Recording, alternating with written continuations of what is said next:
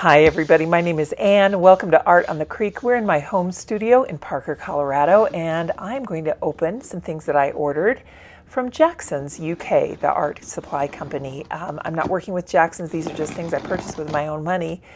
And I was so excited to get it open that I really wasn't thinking clearly here with these scissors. I'm riding the struggle bus just a little bit, but it won't go on forever. But I thought it was kind of funny. So I'm going to leave this in and let's see how in the world I can get this open. Here we go.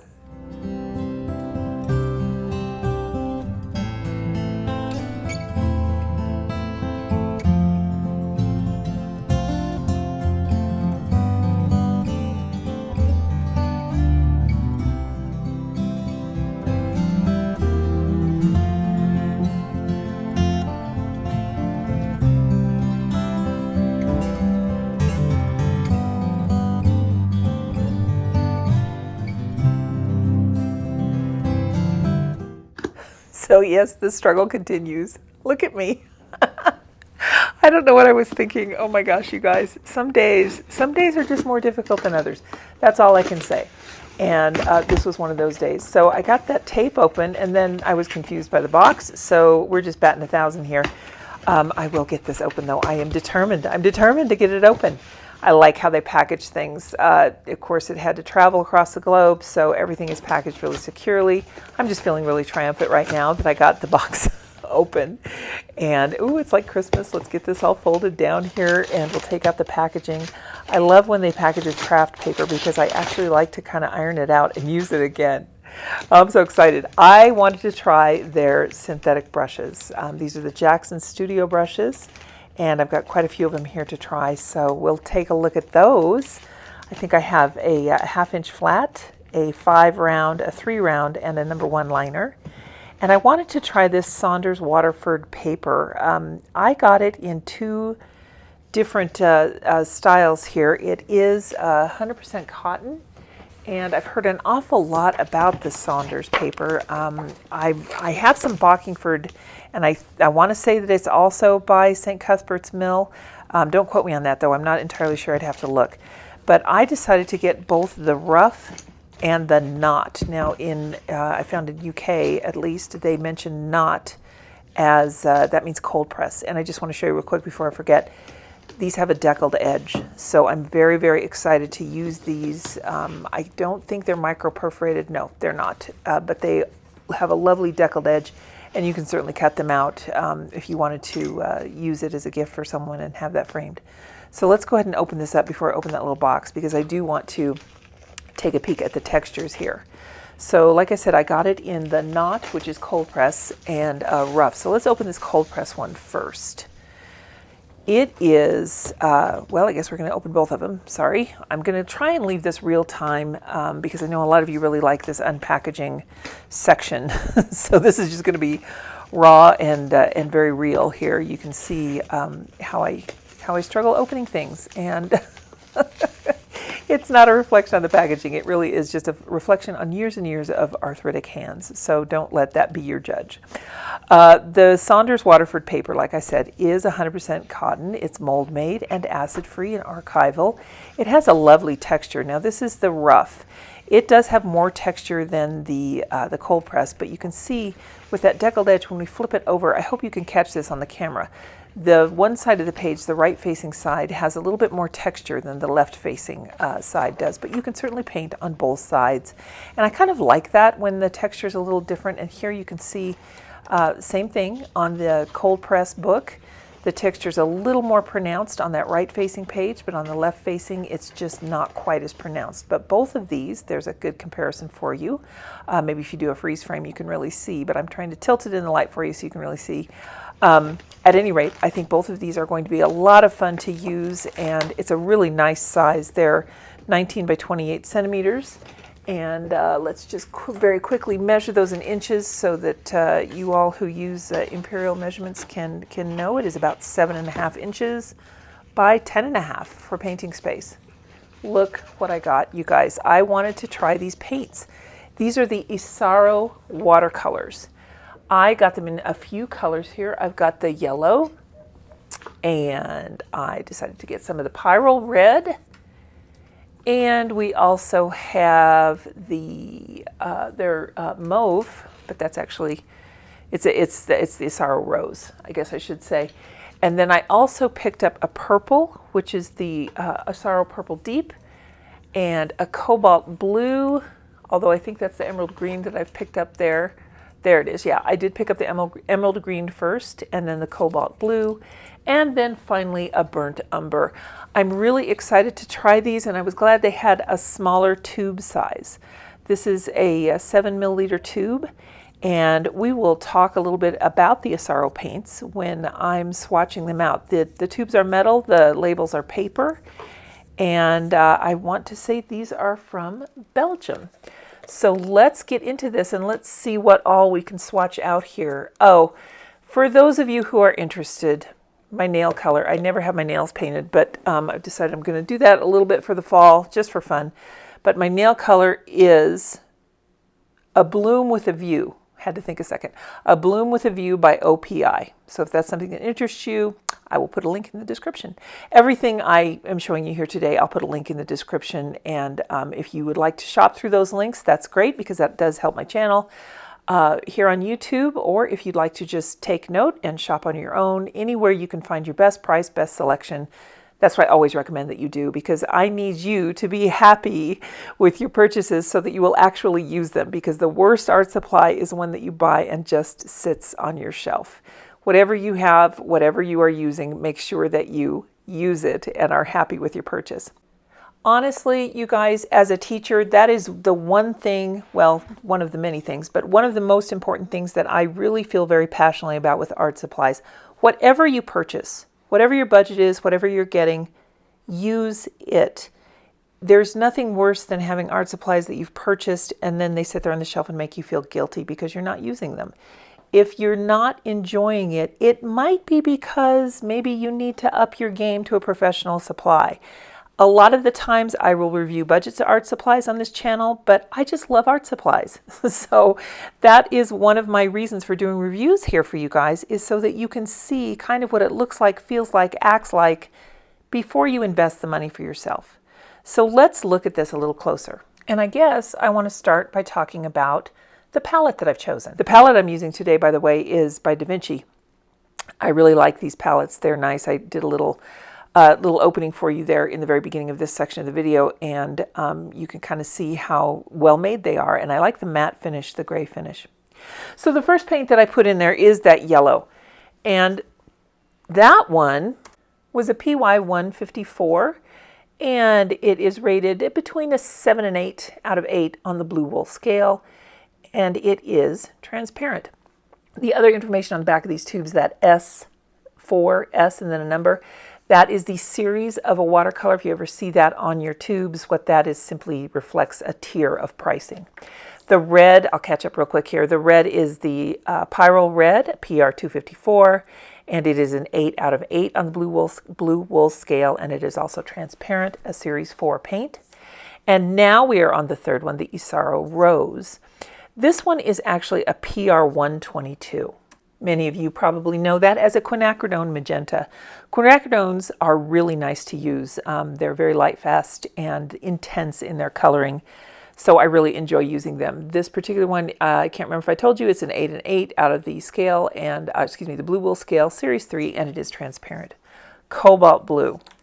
As I'm doing this voiceover, I have to tell you, this is one of my favorite cobalts that I've ever used. It's so delicate and so light. I mean, as soon as I squeezed it in the pan, I thought, oh, this is going to be fun. I really love cobalt because it's just so delicate and just so light. It's just a hint of blue. Very good for skies, and it just has enough granulation in it that it works very, very well. Partially opaque, 8 out of 8 on the blue wool scale. Or that might mean partially transparent. I'm not sure what they say on their list there. The point is it's not fully transparent. Series 5, and it is PB 28. And now moving on to the purple. This is a great purple. I love having this one in my collection. They call it Isaro Purple Deep. It is a PV 23.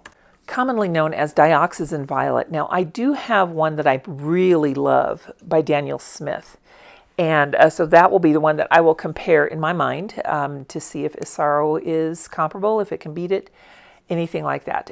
It is an 8 out of 8 on the blue wool scale, transparent, series 4, and like I said, PV 23. And now we have an emerald green. This one is kind of interesting. It's a PG 18, which a lot of you probably know as Viridian. I don't have a lot of Viridian, and frankly, I'm very surprised at the color of this one because it just looks so light. It doesn't look as deep and rich as some of the Viridians that I've used. So I will be interested in seeing how this one paints out. It's a Series 5, and it is partially transparent, semi-transparent, 8 out of 8 on the blue wool scale, and again, that is a PG 18. Finally, the one that I chose was a burnt umber, and this is a PBR 7, a Series 2 paint, and it is partially transparent with an 8 out of 8 on the blue wool scale. I really like having a PG 7 in my palette here, and what I will add to these, I can tell you right now after just kind of swatching them out and playing with them, I do want to add one of their ultramarine blue. I want to add an ultramarine blue and a burnt sienna. This is a lovely PG7 for a burnt umber. I really enjoyed using it when I was swatching it out, but I do feel like for mixing the gray, I would prefer a little bit of a different combination. So let's get into opening up these brushes and let's just see what we've got here. Now, if you've never ordered brushes online or this is your first time, you're new to watercolor, I do recommend a synthetic brush to start, and I have found that I really like the synthetics. They're getting so much better than they were in years past, and I don't know if that's just my experience or if that's something that you all have experienced as well. Let me know in the comments. What do you prefer? Do you prefer a natural fiber brush or do you prefer synthetic? I know that a lot of people are choosing synthetic brushes for their for vegan principles. I like them because of the amount of water they hold, which is not a lot, and the amount of feedback you get, which is more than, let's say, a squirrel hair brush. Squirrel hair is very, very thirsty and very similar if you're using a synthetic squirrel. Just think of squirrel as thirsty, synthetic as more water, or excuse me, Kolinsky sable as more water repellent. And that's, you know, it's not to say it's not going to repel the water. It's just that the flow will be different off of the fibers. And of course, every brush that you get is different.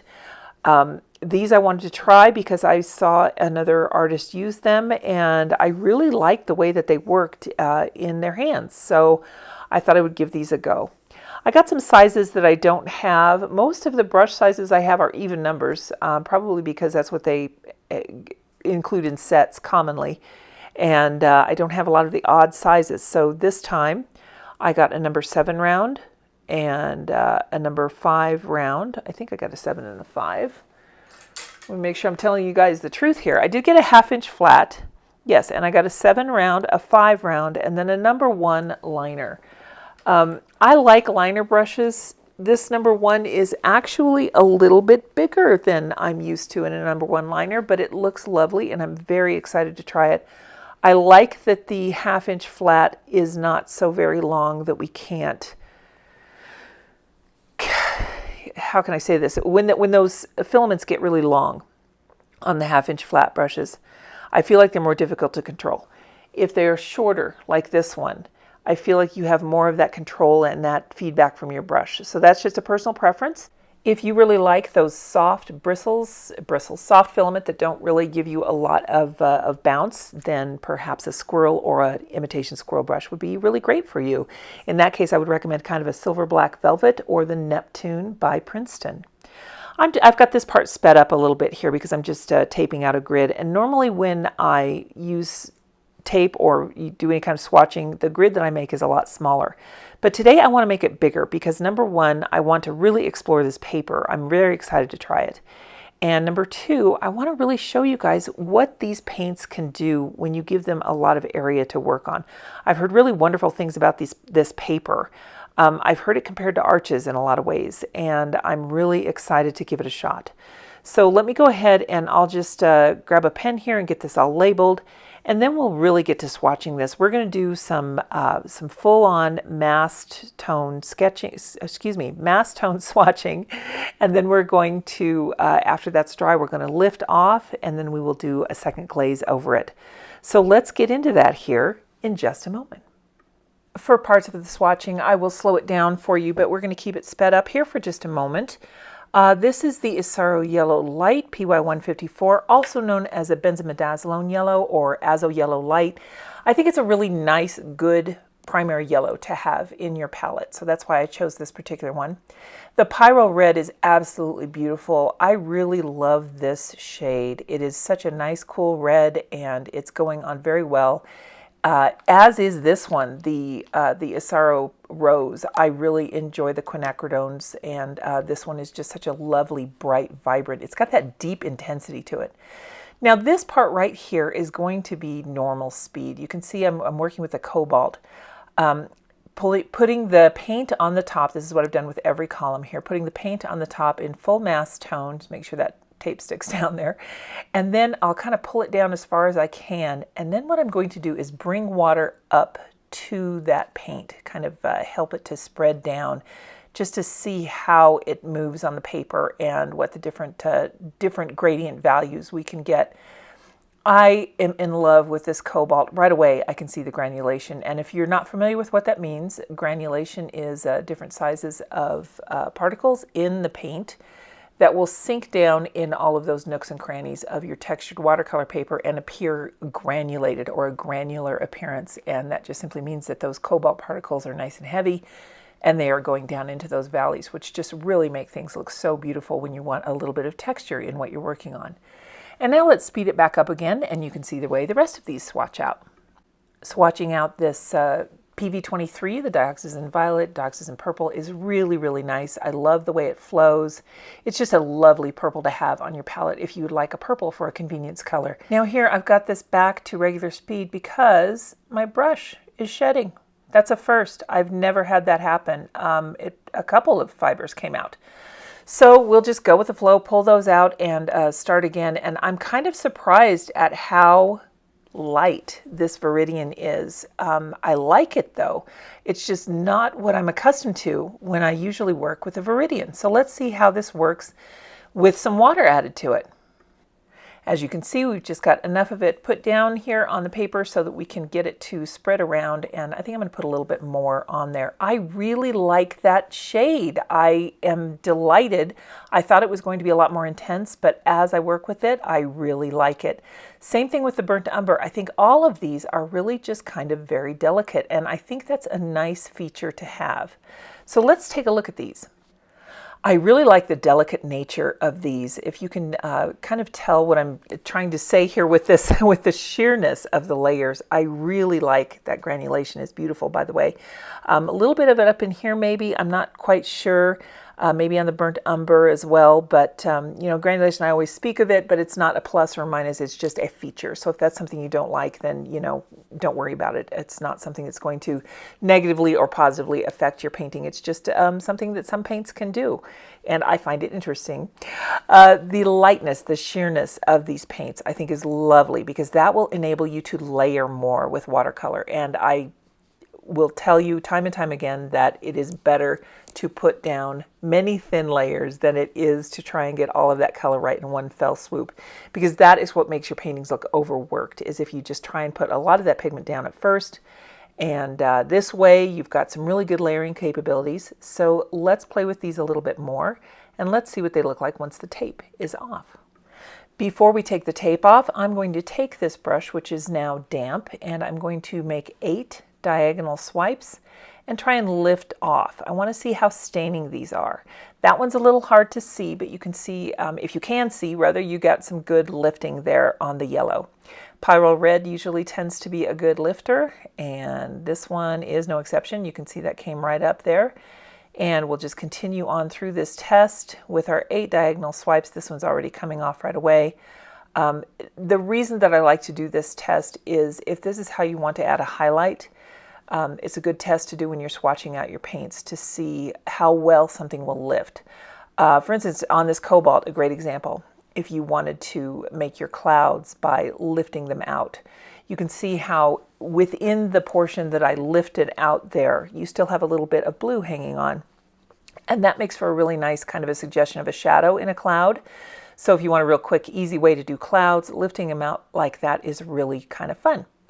So we'll go ahead and finish this up and then take a look at these lifting capabilities, and we'll see what they all look like together. The burnt umber ended up being a little bit off camera, but you can see it did lift pretty well. So the violet is a little bit more staining. The red might be a little bit more staining too. The yellow, but I think in general you could definitely use lifting as a technique to create highlights with all of these colors. So now what I want to try is to generate an additional glaze on these swatches. So let me go in here and pick up some more of the paint, and this time I'm going to try and get each of the paints that I apply to be kind of the same consistency. So I'm going to work a little bit on the palette here, just adding some water to it, getting it to be kind of a, I would say this is a skim milk consistency. And I'm just going to swipe up and down a little bit just to see what a mass tone generated, not a mass tone rather, but a second glaze looks like over these initial swatches. So let's speed this up and see what they look like with another glaze on top. That yellow really is one of my favorite yellows. I did mention that it's a good alternative to lemon yellow because to me sometimes lemon yellow can look a little bit neon. I really like this nice warm yellow. It's just so pure in its sunshininess that I really like it. Pyro red, once again, one of my favorites. The quinacridone is layering well. That cobalt is just so beautiful, as is the violet. That emerald green is very interesting. It might end up being a little bit of a challenge, but I'm really enjoying playing with it. And that burnt umber is so beautifully soft and subtle that I really enjoy that too. So now we'll take the tape off and we can take a closer look at all of these. There we go, one last little piece, and you can see just how beautifully delicate these are. I'm going to erase my little pencil lines in between. If you're curious about the fountain pen ink that I've used, by the way, it is a gray ink by Coeco, and it's just a little cartridge that goes in there. I'm just making some more notes on the page here so that I can remember what brushes I used on these. Speaking of the brushes, let's test these out. We'll start with the number 7 round. We're just going to kind of see with some of the Isaro Rose, we're going to see just what kind of brush strokes we can get. Now right away you can see that there really is a good capability to get a nice thin line with that brush. So now I'm just kind of doing some leaf shapes here. I've got a really nice thin line. These have a beautiful point to them. They are a synthetic fiber, a synthetic sable actually, and these would undoubtedly work well with gouache, watercolor, and ink.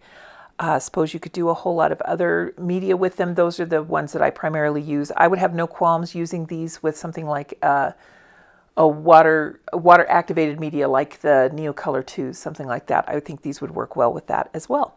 Now getting this prepared for the next brush to test. This is a number 5 round. These are not long rounds. They are just your standard round brush. I found the sizing to be pretty comparable to just about every other brush that I have purchased, and really love these points. I love the fine line that you can get. You could make a lot of grasses with these, put in some pretty delicate highlights. I was very pleased. This one, the number 5 round, I'm going to need to reload it sooner than I would have on the 7, but naturally that's because it has fewer filaments in it. As your numbers go up in brushes, the diameter will go up, and so once you have a fatter belly on a brush, it can hold more moisture and therefore more paint for you.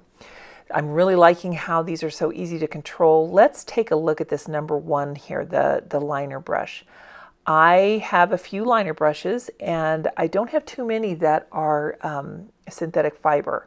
So I'm very excited to try this because for me, my hands, like I had mentioned, they're rather arthritic and sometimes they are a little bit shaky and I don't have the best control. So that's one reason I really appreciate the feedback of these brushes, and I love this. You guys, look how nice and smooth I can make these lines. It looks like I actually have a steady hand. And I don't. So that's kind of a good benefit for me. I'm just going to keep painting until it really is apparent that I need to reload the brush, and I can get quite a bit of line with that. I'm very, very pleased. And then finally, the brush that I purchased is the one that we did the swatching with, which is a 1/2 inch flat. And what I was trying to explain before, the length of the filaments, I really appreciate it when it's not quite so long. If many of you have seen other flat round brushes where the filaments are almost 1 inch long, to me, those are just a little bit too much and they're a little bit harder to control. I really like this length. This is just about ideal in the length of filament as well as the width. When you have a 1/2 inch brush, you really can make a pretty wide line. And you can also make these wonderful narrow lines. So I'm very, very pleased to have this square brush. You can do curves with it, and you can see where the paint releases in the middle of the C curve. That's something as you're playing with brushes that is really kind of fun to work with, to find out where the bulk of your paint releases off of the brush. So here in the leaves, you can see we've got leaf pattern rather, you can see we've got some beautiful consistency, and the liner brush works well, and also that 1/2 inch flat, some wonderfully consistent strokes, and I am very, very pleased. I think the next thing I'd like to test is the rough paper. We've worked with the cold press here. This is that knot texture. So that means that it is the cold press. Let's just swap this out, and I'll grab the rough press. Let's just kind of take a look at this one. If I can get it open here. My fingers are being clumsy once again. There we go. And we're going to just try to see what this rough texture does, how these paints behave on some of this rougher texture. I really do like the randomized rough texture of something like an Arches. It just feels, I don't know, a little bit more artisanal to me. This one looks a little bit more machine made. It is mold made, so I do know that they do make these papers with care, but I was expecting a little more randomization in the amount of texture that's on here. So the reason I'm starting with the cobalt is because when you have rough textured paper, if you're working with any kind of paint that granulates, the more water and the rougher the paper, the more of that granulation effect you're going to see. So I'm just going to kind of speed this up here in just a moment, and we're just going to swing through some of these paints that are tested, that I'm testing rather, on this rough paper, and we'll see how they do. This is just going to be a pure few moments of play, and we'll see how this comes out on the rough paper. Now we're at 4 times the speed. I really like how this emerald green behaved on the rough paper, so that might be something to note as well. I did not dislike how it behaved on the cold press, but on this rough press, I really like it. It could just be that I'm getting used to how much I need to put on my brush in order to have a good amount of paint to go down. The third big section there is the burnt umber, and then I mixed some yellow with the blue to get a nice light spring green, and then that purple that I just put down is the pyrrole red and the cobalt, and the bottom right section is going to be the pyrrole red and the yellow, and then of course top right is just the pure pyrrole red. And now I'm going to try and mix a gray, and you can see that I don't have it all the way mixed up, which I kind of like. I like watching those pigments separate, which is why I like mixing my darks and mixing my purples in general, because I like how they behave on the paper when they are drying. I like it when those pigments separate. The dark that I mixed there underneath that pyrrole red swatch off to the right is the cobalt and the burnt umber, and as it dries you can kind of see those colors separate. And then that green there, I mixed a little bit of the emerald green with the burnt umber. So let's take a quick look at this and let's see what we've got here. Overall, I really do like this rough textured paper. I like how it is really helping those pigments separate and just looks so nice on here. All of the other swatches, I really like how they look. I didn't think I would because I thought that the texture was too uniform, but overall, I think it's going to be just fine. So my friends, this is a comparison, just the initial impressions of the Isaro paints. And I will put a little more written explanation about what the properties of these paints are down in the description if you are so inclined. And I am looking forward to filling out my palette. I know I want to add ultramarine blue and hopefully a Payne's gray.